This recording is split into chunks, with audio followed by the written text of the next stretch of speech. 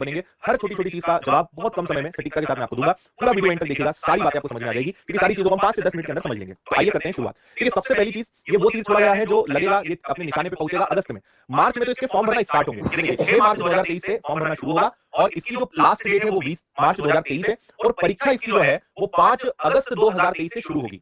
Shift wise exam होगी। तो अभी चल रहा है दिसंबर, मार्च में फॉर्म भरे जाएंगे 3 महीने बाद और अगस्त में इसकी एग्जाम होगी। तो आपके पास एक भरपूर समय है इस सबके लिए तैयारी करने का। ठीक है, बाकी सारी बातें छोड़ते हैं। 500 रुपए फीस, 250 रुपए फीस है और यहाँ शिफ्ट वाइज जो परीक्षा है, एक ही पेपर होगा। सब चीजों की जानकारी मैं दूंगा। एंड तक आप बस एक बार पूरा वीडियो देख लेना, फिर कोई बात अगर छूट जाए तो आप कमेंट करके पूछना, है ना, पूरा एक बार देख लेना।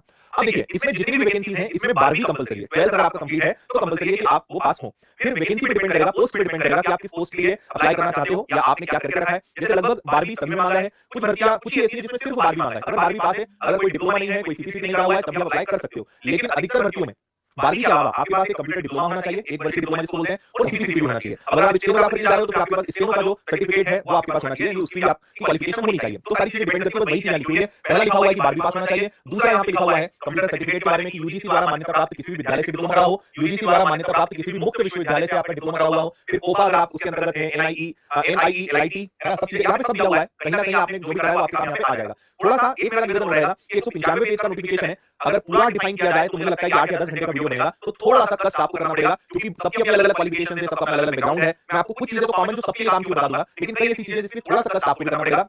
नोटिफिकेशन को पढ़ना पड़ेगा। नोटिफिकेशन टेलीग्राम पे हमने डाल दिया है, गवर्नेंस इंस्टीट्यूट टेलीग्राम पे आपको नोटिफिकेशन मिल जाएगा, लिंक डिस्क्रिप्शन में है, आप डायरेक्ट पीडीएफ खोल के सारी चीजें पढ़ सकते हो। लेकिन जो मैं बता रहा हूं वो सुन लो, आपको चीजें काफी अच्छे से समझ में आ जाएंगी। ठीक है, फिर यहाँ पे सारी चीजें होगी। सीपीसीटी के बारे में यहाँ पे लिखा हुआ है कि मध्य प्रदेश शासन विज्ञान और प्रौद्योगिकी विभाग द्वारा आयोजित कंप्यूटर प्रमाणीकरण दक्षता परीक्षा, जिसको सीपीसीटी हम बोलते हैं, हिंदी टाइपिंग आपकी 20 शब्द प्रति मिनट या विभाग की मांग के अनुसार अंग्रेजी टाइपिंग 30 शब्द प्रति मिनट की गति से उत्तीर्ण होनी चाहिए। कई लोगों का सवाल ये भी हो सकता है कि सर हमारे पास कोई डिप्लोमा तो है नहीं, तो डिप्लोमा अगर नहीं है तो फिर दिक्कत है, क्योंकि वो आप 1 साल लगता है उसको करने में मिनिमम, तो वो तो आप कर पाओगे, तब तक तो परीक्षा हो जाएगी। लेकिन अगर सीपीसीटी नहीं है तो दिक्कत नहीं, क्योंकि सीपीसीटी तक के लिए आपके पास मार्च का समय है, तब तक आप कंप्लीट कर सकते हो। तो सीपीसीटी किया जा सकता है, उसमें देर नहीं, लेकिन डिप्लोमा नहीं है तो दिक्कत है। लेकिन एक चीज आपको बता दूं, अगर आप इसकी तैयारी करना चाहते हो तो विनर्स की ऐप पर कोर्स लॉन्च हो चुका है। 799 फीस है, सारे विषय पढ़ाएंगे, पूरी जानकारी मैं आखिर में दूंगा, अभी इसकी कोई बात हम नहीं करते। चलिए एज क्या है, तो मिनिमम एज इसके लिए 18 साल है, मैक्सिमम एज जो है इसके लिए 40 वर्ष है। और फिर कैटेगरी वाइज एज रिलैक्सेशन यहाँ पर और मिल जाता है 5 साल का। तो मेरे ख्याल से लगभग सभी जो तैयारी करने वाले विद्यार्थी वो इस ग्रुप में आ ही जाते हैं। काफी लंबा एज ग्रुप आपको यहाँ पे दिया हुआ है, 18 से 40 वर्ष का, और सारी जो गणना है वो 1 जनवरी 2023 के आधार पर की जाएगी। ठीक है, अब बात करते हैं इसमें पद कितने हैं। तो टोटल इसमें 2700 पद हैं, लेकिन सारे सीधी भर्ती में नहीं है। सीधी भर्ती में 1800 पद है डायरेक्ट। अगर